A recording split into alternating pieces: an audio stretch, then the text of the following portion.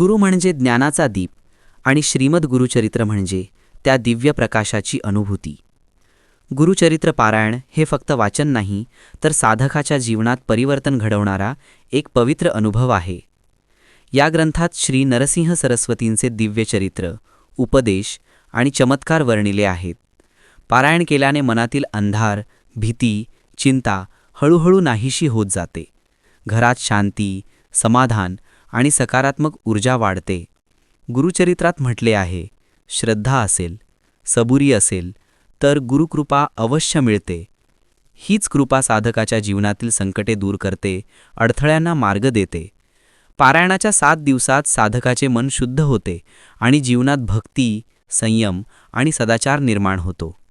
दत्त दत्त नामस्मरणासोबत हे ग्रंथ वाचले तर गुरुतत्व स्वतः मार्ग दाखवते. गुरुचरित्र म्हणजे मोक्षाचा मार्ग, साधनेची शक्ती आणि गुरुच्या प्रेमाची अनुभूती. या पवित्र ग्रंथाला नम्र प्रणाम. जय गुरुदेव, जय दत्तात्रेय.